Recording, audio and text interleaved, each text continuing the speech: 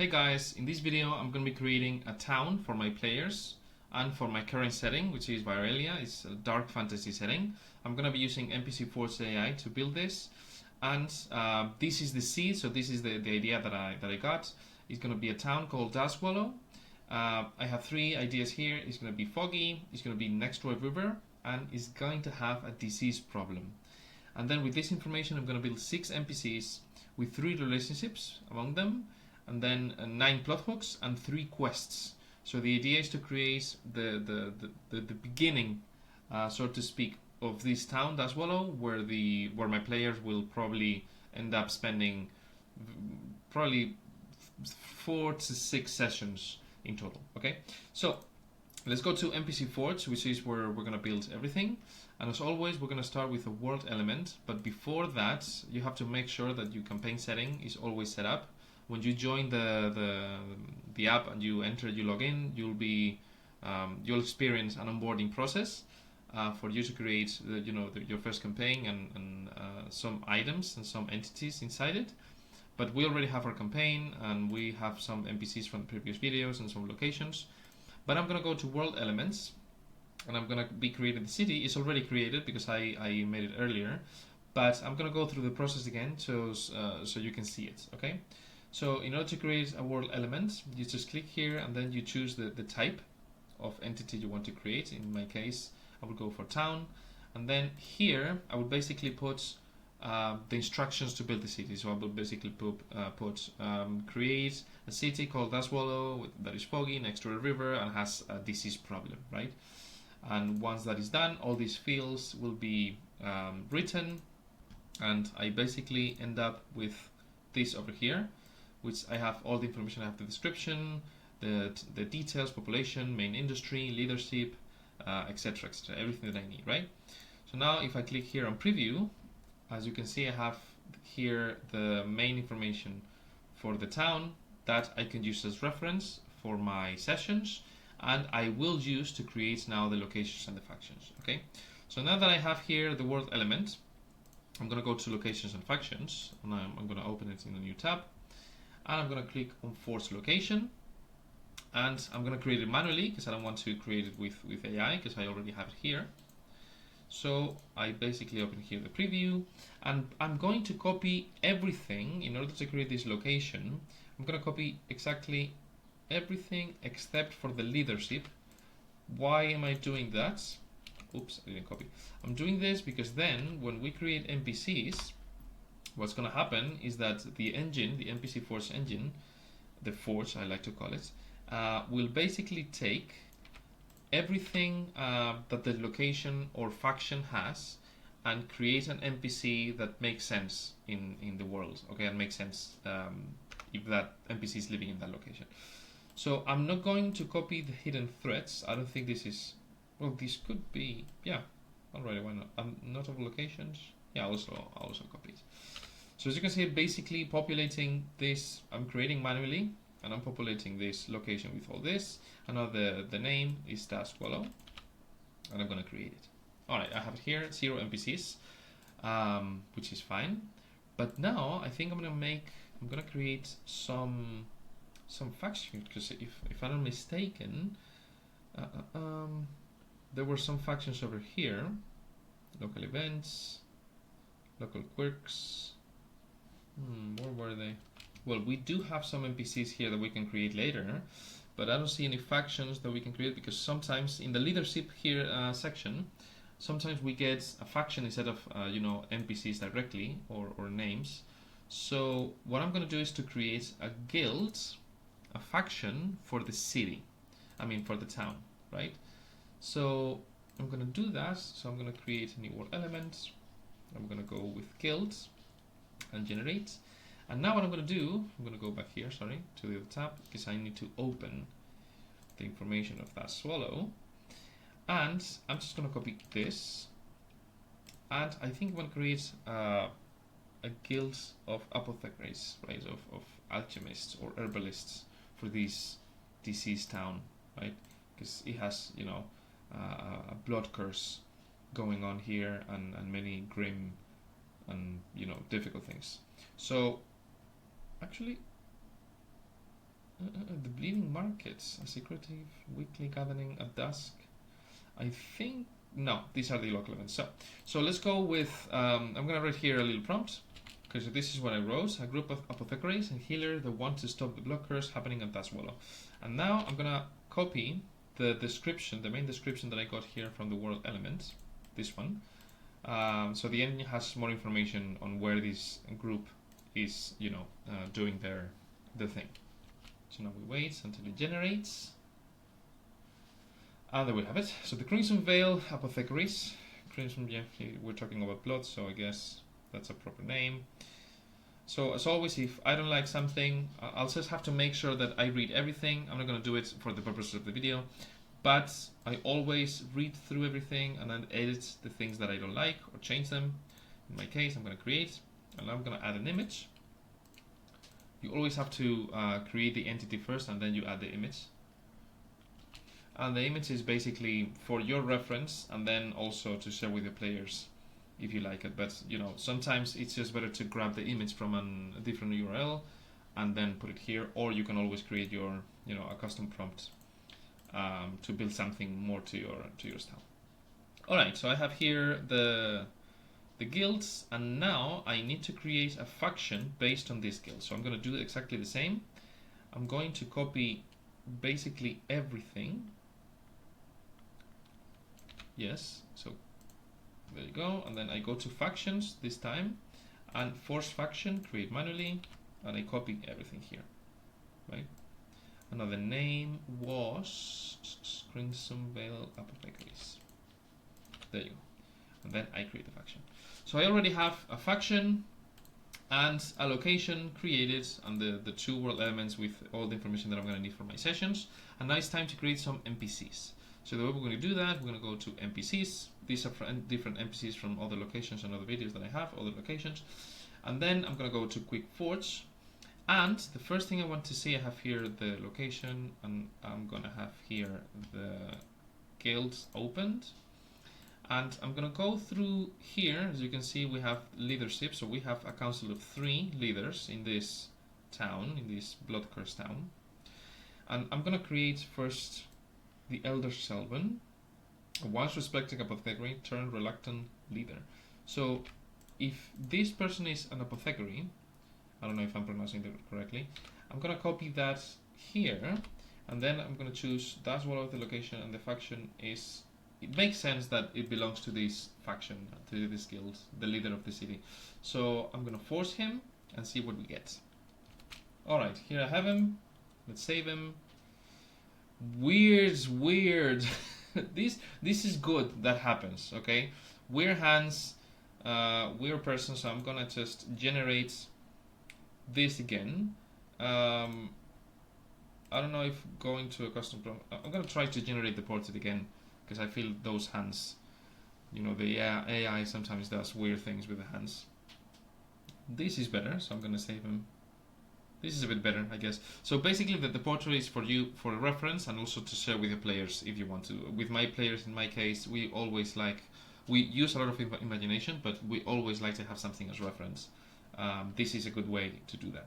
So as always, remember that for every NPC you create, when you go to the NPC sheet, you can export him, in this case, same as before, so you will get this, and you can always edit anything you want, right? So you can edit the name, you can edit the description, change the locations, but I wouldn't recommend this, traits, and also generate background or edit or whatever.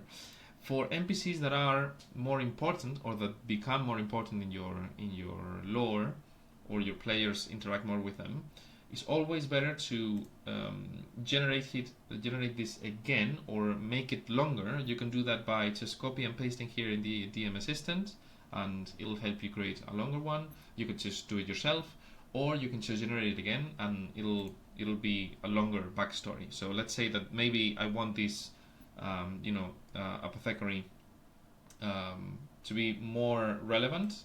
So in my case, I already have here more of his backstory. So I would read it, I would make sure that I understand everything. The more you read, the more you learn, the better context you're going to have, and the more, the better creations you're going to be ending up doing.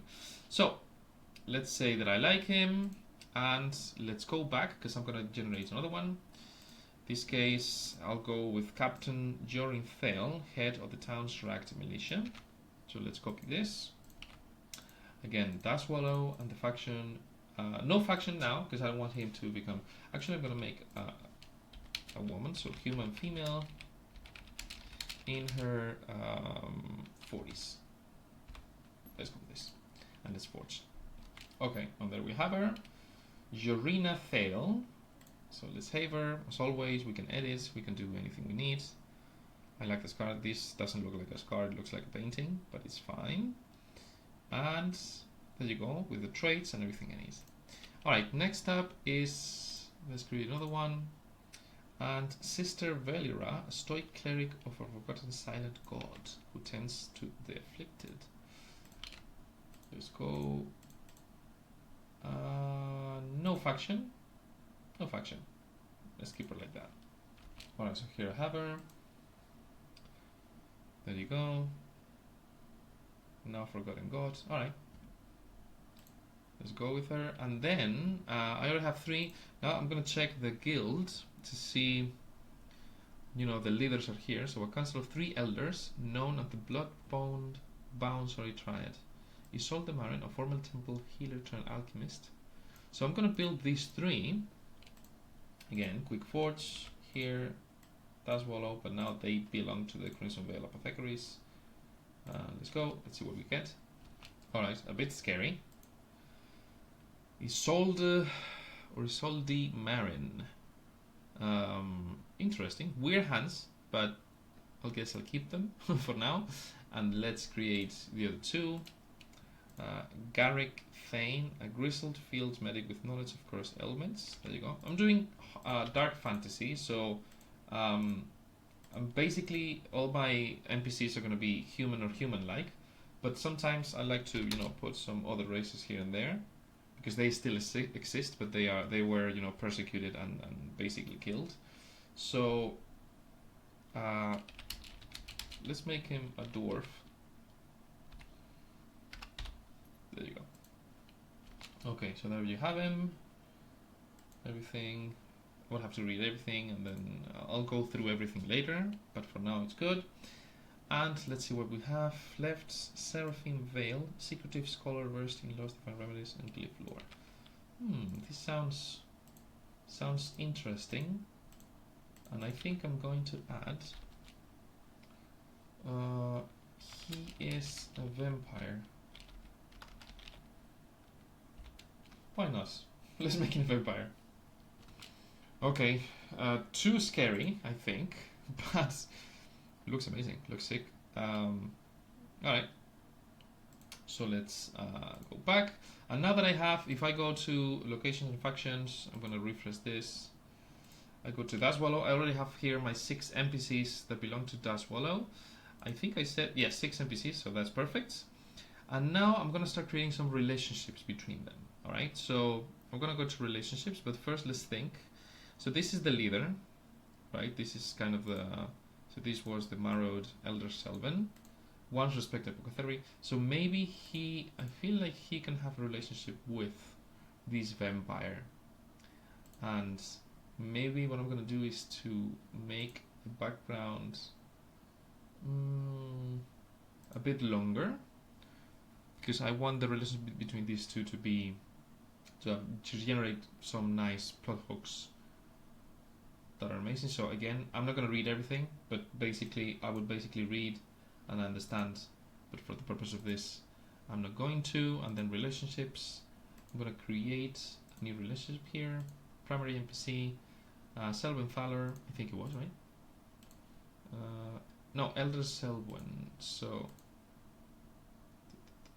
oh yes, there you go. And relate NPC Seraphine Veil, which is the vampire. And relationship type, I think I'm gonna go with business and see what we get with this. Alright, so it's done. I have here a full description that I again will have to read it. But once I'm happy, I would have to edit whatever I need. And then I have the plot hooks here.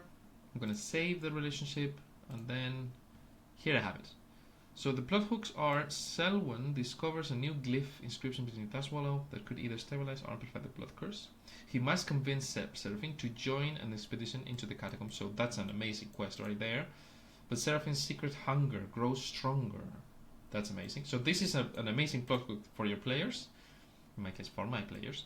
Shipment of rare herbs, curse relics, and the vampiric nail. So here, with these 3 plot hooks, what I would do is to create quests around them, right? So you just take one that you like. So let's go with this one.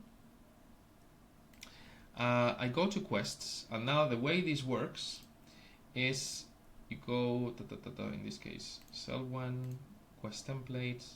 I'm gonna go with standard because I already have here the prompt, and I'm gonna generate it. And now it's gonna basically develop the quest a bit more for my reference. There you go. And now threads of blood and shadow. Let's create it. It's here. Let's view it. Now here I have the summary, the hook, objective, complication, key locations, key NPCs and factions, and the reward. I'm going to make this at some point bigger so it gives you more information, but I think with this plot hook and this, with the hook and this information, you can, make it better, and you have a great idea here. So in order to make it bigger, if you really wanted to, you can copy this and go to the DM assistant and then just tell it to make it longer and more developed so you can run it without too much edits, right? But as you can see, this is the way it works, right? So I know that I said in the image that I was going to, 3 relationships with requests, but I think the video is taking too long now. It's 16 minutes. So there you go. So I have, in less than 17 minutes, a full town with a full description here that I can use, full, guild in that town, and I have 6 NPCs, and 2 of them, I think, there you go, 4 of them belong to these guilds of apothecaries. And this is endless. So basically the idea here is that you can keep developing everything and transform, 5 hours of preparation and make it just 2, and prepare for many different sessions and have the core of a really big, location and town and many plot hooks, many things happening. And as your players, start developing their relationship with the NPCs, with the different plot hooks that are happening around, you can change, you can tweak, you can create new ones, you can create more quests, and you can change basically everything. So this becomes an endless source of inspiration for you to create everything that you need, right? So I'm gonna leave the video here. If you enjoy it, subscribe, because I'm gonna, every week I upload 1 or 2 videos with this, using this tool. If you like the tool, go to NPCForge.ai, try it for yourself. There's a 7-day trial that you can take advantage of and create as many things as you need. And there you go. And of course, give me feedback if you like the tool, because I built this with one of my friends. We are game masters and dungeon masters. We've been, dungeon masters for 20 years now, and we built this tool to help us and basically organize our thoughts and everything around them. Okay, so great to see you. I hope you have a great time, and see you in the next one. Bye bye.